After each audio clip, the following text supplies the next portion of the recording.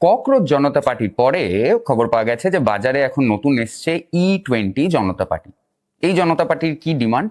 এদের ডিমান্ড হচ্ছে যে পিওর পেট্রোল এদেরকে দিতে হবে একটা ডিসকাউন্টেড রেটে, এবং এরাও কিন্তু মিনিস্টার নীতিন গাডকারির পদত্যাগ চায় ধর্মেন্দ্র প্রধানের পরে।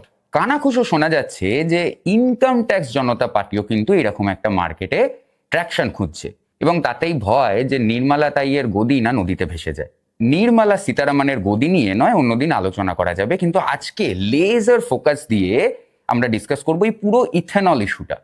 যেমন সরকার লেজার ফোকাস দিয়ে এটা নিয়ে কাজ করেছে, কিন্তু তারপরেও কেন এত সমস্যা আমরা কিন্তু সেইগুলোই এক এক করে দেখব। বিদেশ থেকে তেলের আমদানি কমাতে, ইন্ডিয়াকে ক্লিন ফিউচারে নিয়ে যেতে ভারত সরকার কিন্তু প্রথমে E5 ইথেনল 5, তারপরে ইথেনল 10 এবং তারপরে ইথেনল 20 দিয়ে কিন্তু পেট্রোলকে ব্লেন্ডিং করা শুরু করে, যাতে যেমনটা বললাম যে আমাদের বাইরে থেকে যে ইম্পোর্ট বিল আছে তেলের সেইটা কমে। আচ্ছা, এবার ছোট করে বলি যে ইথেনল ব্লেন্ডিং কি। ইথেনল ব্লেন্ডিং এক কথায় হচ্ছে যে খাঁটি দুধ আর জল মেশানো দুধ, মানে খাঁটি দুধে যতটা পুষ্টি থাকে জল মেশানো দুধে নিশ্চয়ই ততটা পুষ্টি থাকে না, তেমনি ইথেনল বা পেট্রোলের ক্ষেত্রে আমরা এই পুষ্টির যে অঙ্কটা এটাকে ক্যালোরিফিক ভ্যালু দিয়ে বুঝি। এখানে ক্যালোরিফিক ভ্যালু কিন্তু অন্য জিনিস, মানে এক্ষুনি দেখা গেল জেনজি সার্চ করতে শুরু করলো যে আমরা কিটো জানি, জিরো জানি, বাট এই ক্যালোরিফিক ডায়েটটা কি? এটা কিন্তু কোনো ডায়েট নেই, এটা পেট্রোলের সোজা ভাষায় বলতে গেলে ফুয়েল স্ট্রেংথ। ফলে এই যে ব্লেন্ডেড পেট্রোল যেটা এখন ভারতের প্রত্যেকটা পেট্রোল পাম্পে পাওয়া যাচ্ছে, তাতে ইথেনল মেশানোর ফলে যেটা জানা যাচ্ছে যে গাড়ির মাইলেজ 3 থেকে 6% অবধি কমে যাচ্ছে। এবং বিশেষ করে যেগুলো পুরনো গাড়ি, মানে 2023 সালের আগের গাড়ি, যেগুলো কিন্তু E20 মানে ইথেনল ব্লেন্ডেড ফুয়েলের জন্য কম্প্যাটেবলই নয়। এই খবর কিন্তু দেশে অনেকদিন ধরেই চলছিল, বিভিন্ন জায়গা থেকে এই নিয়ে কমপ্লেন্ট উঠে আসছিল, কিন্তু গাডকারিজি সেই কোচি গার্লফ্রেন্ডের মতো ডিনাই করেই চলেছিলেন যে না, এরকম কোনো ব্যাপার নেই, না এটা হতেই পারে না। এমনকি জার্নালিস্টদের থ্রেট ফেটও করছিলেন যে না দেখাতে পারলে কিন্তু প্রত্যেকটাকে সাট। এইসব চলার মধ্যে পার্লামেন্ট সেশনে গিয়ে অবশেষে গাডকারিজি কিন্তু ফর্মালি স্বীকার করেন যে হ্যাঁ, এই E20 ফুয়েল ব্লেন্ড করার ফলে, ইথেনল ব্লেন্ড করার ফলে যেটা হয়েছে সেটা হচ্ছে 3 থেকে 6% গাড়ির মাইলেজ কিন্তু কমেছে। এইটা কিন্তু শেষমেশ সরাসরি মেনে নেয় সরকার। এবং সমস্যা শুধু যে 3 থেকে 6% মাইলেজ কমে যাওয়া এখানেই শেষ এমনটা কিন্তু নয়। ইথেনল যেহেতু আখের রস দিয়ে তৈরি হয়, তাই জন্য এটা কিন্তু ময়েশ্চার টেনে নেয়। মানে পিওর পেট্রোল যেমন ময়েশ্চার টানে না, ইথেনলে যেহেতু আখের রসের কন্টেন্ট আছে, তাই জন্য এটা কিন্তু ময়েশ্চারকে অ্যাবজর্ব করে। এবং যেহেতু এটা ময়েশ্চার অ্যাবজর্ব করে, তাই আপনি যদি আপনার গাড়ি অনেকদিন স্টার্ট না করে গ্যারেজে রেখে দেন, এবং বিশেষ করে যদি আপনার গাড়ি পুরনো হয়, তাহলে যেটা জানা যাচ্ছে যে এটা কিন্তু আপনার ফুয়েল যে ট্যাঙ্ক আছে সেইটাকে কিন্তু নষ্ট করতে পারে। এবং আরো ছোট ছোট আপনার গাড়িতে যেসব রাবারের পার্টস আছে সেইগুলোকেও কিন্তু এই ইথেনল ইউজ করার জন্য একটা লম্বা সময় ধরে ইউজ করলে এতে কিন্তু ড্যামেজ হতে পারে। এবারে মারুতি সুজুকির পক্ষ থেকে যেটা জানানো হয়েছে যে তারা যে এত গাড়ি সার্ভিস করেছে এই গত 6 মাসে, ইথেনলের জন্য গাড়ি খারাপ হয়ে গেছে এমন কোনো কমপ্লেন কিন্তু মারুতি অন্তত পায়নি। কিন্তু সমস্যা এখানেই শেষ নয়। এই সবের মধ্যে যেটা একটা চাঞ্চল্যকর তথ্য উঠে এসছে যে নীতিন গাডকারির যিনি সুপুত্র, তার যে একটা কোম্পানি আছে, তারা কিন্তু ইথেনল এই যে ম্যানুফ্যাকচারিং আছে এর ব্যবসায় কিন্তু আছে। এবং সরকার এই ইথেনল পলিসি আনার পরে তার ছেলের ব্যবসায় কিন্তু প্রচুর উন্নতি হয়েছে। এবং এই নিয়েও কিন্তু একটা কনফ্লিক্ট অফ ইন্টারেস্টের কথা সারা দেশে সামনে আসছে যে এমন কি করে হয় যে নীতিন গাডকারি এরকম পলিসি বানিয়েছেন যেখানে নিজের ছেলের লাভ হচ্ছে। যদিও এখানে এটা মেনশন করে দিই যে গোটা দেশে, সারা দেশে যে ইথেনল সাপ্লাই আজকে হচ্ছে তার 0.5%ও হয়তো এই নীতিন গাডকারি ছেলে কোম্পানি থেকে আসে না।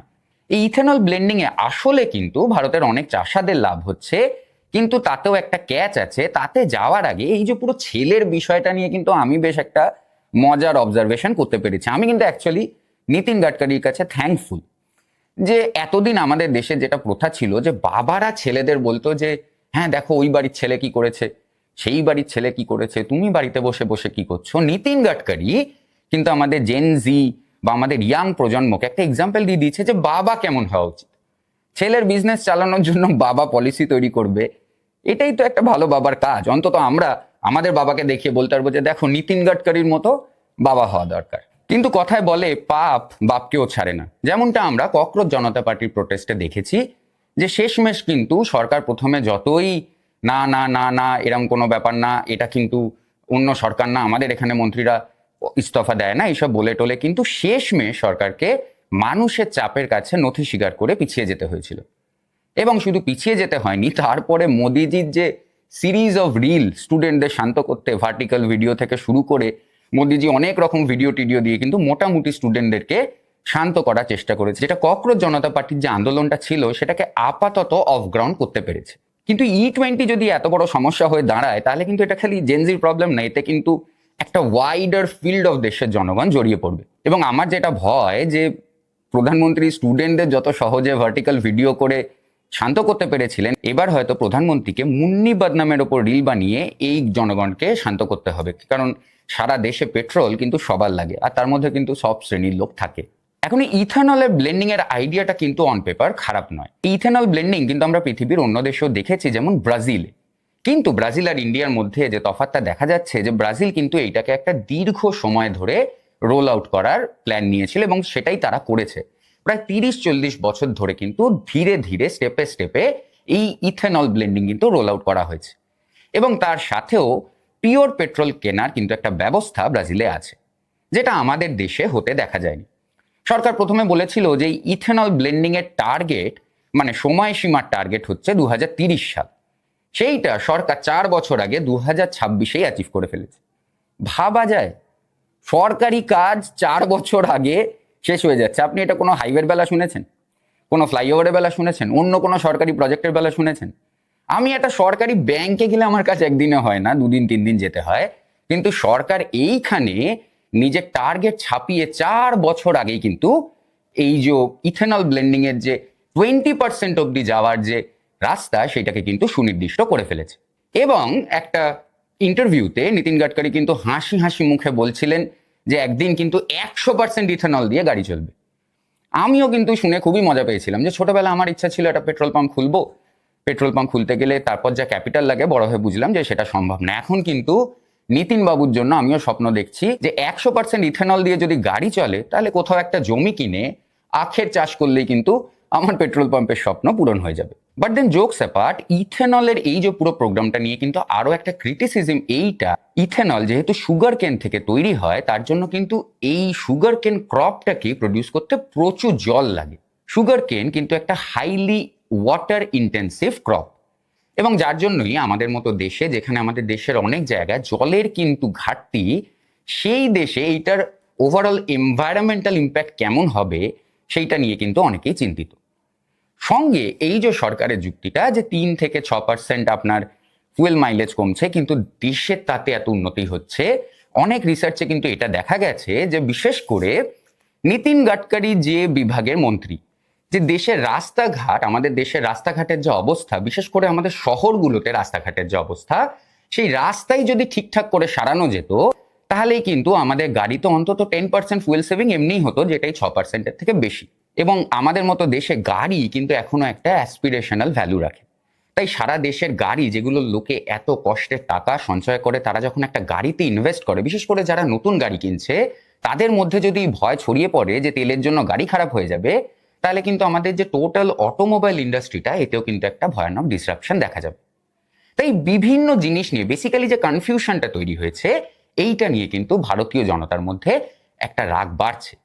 এবং ককরোচ জনতা পার্টি যে রাস্তাটা খুলে দিয়েছে, ককরোচ জনতা পার্টির যে আন্দোলন যে রাস্তাটা দেখিয়ে দিয়েছে, যে যদি একটা ন্যায্য ইস্যু নিয়ে এই সরকারের ওপর চাপ দেওয়া হয়, এমনকি অন্যায্য ইস্যুতেও যদি এই সরকারের ওপর চাপ দেওয়া হয়, যতই 56 ইঞ্চি বলা হোক, এই সরকার কিন্তু বারবার পিছিয়ে এসেছে নিজের স্ট্যান্ড থেকে। সেটা আমরা ফার্মার প্রটেস্টে দেখেছি, সেটা আমরা ঠিকভাবেই দেখেছি ককরোচ জনতা পার্টির প্রটেস্টে। সরকারের অনেক আগে অ্যাক্ট করা উচিত ছিল। এবং এখন কিন্তু সেই ফ্রাস্ট্রেশনটাই আমরা দেখছি বয়েল করছে এই ইথানল কন্ট্রোভার্সি, এবং এরপরে হয়তো ট্যাক্স পেয়ার মানি কন্ট্রোভার্সিতে। অপোজিশন কিন্তু এতে খুবই রাগ করেছে। রাহুল গান্ধী বা কংগ্রেসের যেটা মতামত, যে এত বড় একটা যদি এটা স্ক্যাম হয়, যদি ইথানল সত্যি একটা স্ক্যাম হয়, এত বড় একটা স্ক্যাম, আর তাতে কংগ্রেসকে ইনভাইট করা হয়নি। গত 10 বছরে যে পার্টি স্ক্যামকে একটা আর্টে পরিণত করেছিল, সেটা কোল হোক, কমনওয়েলথ হোক, যাই হোক, 2G হোক, তারা একটা আর্টে পরিণত করেছিল। রাহুল গান্ধী রেগে যাওয়ার যথেষ্ট কারণ আছে। কেন নীতিন গডকরির ছেলেকেই এরকম কন্ট্রাক্ট দেওয়া হবে? এই পুরো কন্ট্রাক্টটা রবার্ট বাড্রাকে দেওয়া উচিত ছিল, কিংবা কেজরিওয়ালকে দেওয়া উচিত ছিল। একটা শীষ মহল হয়েছে, তারপর আরো দুটো হতো। তাই বিরোধীদের রাগ যথাযথ যে সত্যিই যদি এটা একটা এত বড় স্ক্যাম হয় তাহলে তাদের কেন ইনভাইট করা হয়নি। উল্টো দিকে এটা ইন্ডিয়ান যারা চাষা আছে তাদের জন্য কিন্তু ভালো খবর, এবং যেটা সরকারি ডেটাতেও দেখা যাচ্ছে যে একটা বড় অংশের চাষাদের যারা এই সুগার কেন ব্যবসার সাথে যুক্ত তাদের কিন্তু খুব সুবিধে হয়েছে এই আইন আসার পরে। অ্যাকচুয়ালি এই ইথেনলের যা দাম হওয়া উচিত তার থেকে কিন্তু বেশি চাষাদের পে করছে সরকার। আজকে তাই জিনিসটা পুরো একটা হটস্পট সিচুয়েশনে দাঁড়িয়ে আছে। আমাদের অত্যন্ত ব্যাকওয়ার্ড ক্লাস থেকে আসা ৭৫ বছরের যুবা প্রধানমন্ত্রী কিন্তু ফাইনালি ডেলিভার করতে শুরু করেছে যা তিনি প্রমিস করেছিলেন চাষাদের ইনকাম নিয়ে, কিন্তু সেইটা আসছে at the cost of middle class. মানে আপনি ইথেনলও মেশাচ্ছেন এবং তেলের দামও হু করে বাড়ছে, এই নিয়ে কিন্তু পাবলিকের মধ্যে ক্ষোভ বাড়ছে। আর বিশেষ করে পশ্চিমবাংলায় যেখানে কিন্তু সবে একটা সরকারের পরিবর্তন হয়েছে এবং মানুষকে কিন্তু আজকের দিনে ১১২ থেকে ১১৪ টাকা দিয়ে তেল কিনতে হচ্ছে, যে তেল কিন্তু দিল্লি বা ভারতের অন্যান্য অঞ্চলে ১০৭ টাকা কি ১০২ টাকায় পাওয়া যাচ্ছে। এখনো পশ্চিমবাংলাবাসী কিন্তু এটাই মেনে চলছে যে সবে বিজেপি সরকারকে তারা নিমন্ত্রণ করে, মানে আমরা নিমন্ত্রণ করে আমাদের রাজ্যে এনেছি, ডবল ইঞ্জিনের সরকার তেল তো একটু বেশি খাবেই। কিন্তু ককরোচ জনতা পার্টির আন্দোলনের মতোই এইটা যেহেতু মিডিল ক্লাসের একটা রিয়েল কনসার্নকে অ্যাড্রেস করছে, তাই জন্য কিন্তু সারা দেশে এই ইস্যুটা ডাই ডাউন করছে না। মানে ইথেনল ইস্যুটা কিন্তু অনেক পুরনো, আজকে ৩-৪ মাস হলো চলছিল, ন্যাশনাল পলিটিক্স ইস্যু বলে আমি কভারও করিনি এই চ্যানেলে। কিন্তু ককরোচ জনতা পার্টি যে জয় সরকারের এগেনস্টে পেয়েছে তারপরে কিন্তু ইথেনল ইস্যুটা আবার মাথাচাড়া দিয়ে উঠেছে, এবং যেটা এখন প্রমাণ হয়ে যাচ্ছে যে সরকার প্রথম থেকে যে জিনিসগুলো ডিনাই করছিল, যে মিথ্যে কথাগুলো পাবলিক ইন্টারভিউতে মন্ত্রীরা বলে বেড়াচ্ছিল এবং তারপর একরকম থ্রেট করছিল যে চ্যালেঞ্জ করলে কিন্তু দেখে নেবো, সেই মিথ্যে কথা ভেঙে গেছে। এবং সেই মিথ্যে কথা যখন ভেঙে গেছে, পার্লামেন্টে দাঁড়িয়ে যখন এটা স্বীকার করে নেওয়া হয়েছে যে হ্যাঁ ইথেনল ব্লেন্ডিং এর জন্য সত্যি মাইলেজ কমে যাচ্ছে, এইটা জানার পর কিন্তু এই আন্দোলন আরো স্টিম পাবে বলেই আমার ধারণা। এবং পরবর্তীকালে দেখার বিষয় হবে যে এরকম ব্যাক টু ব্যাক আন্দোলন, ককরোচ জনতা পার্টি, তারপর ইথেনল, তারপর যদি ট্যাক্স পেয়ারও একটা আন্দোলন করে, এই প্রত্যেকটা আন্দোলন সরকার কিভাবে ট্যাকেল করে তাই নিয়েও কিন্তু একটা দেখার বিষয় হবে। হ্যাঁ, এক্ষুনি এতে সবাই কমেন্টে এসে লিখবেন যে এতে একটা ফরেন অ্যাঙ্গেল, একটা ডিপ স্টেটের ব্যাপার আছে, অবশ্যই আছে, থাকতেই পারে, যদিও সেটা এই ভিডিওর আলোচনার বিষয় না। আপনি যদি সেই অ্যাঙ্গেল থেকে এই পুরো জিনিসটাকে জানতে চান আমাকে কমেন্টে লিখে জানান, আমি সেই নিয়ে একটা আলাদা ভিডিও করব। আপনি দেখছিলেন জিও কাকা, আমরা জিও পলিটিক্স আর এখন মাঝে মাঝে ন্যাশনাল পলিটিক্স নিয়ে এই চ্যানেলে প্রত্যেকদিন ভিডিও বানাই। তাই এই দুটোই যদি আপনার পছন্দের সাবজেক্ট হয় আমাদের চ্যানেলটা সাবস্ক্রাইব করতে ভুলবেন না। আমি আবার হাজির হব আগামীকাল অন্য কোনো ইস্যু নিয়ে। সঙ্গে থাকার জন্য ধন্যবাদ। নমস্কার।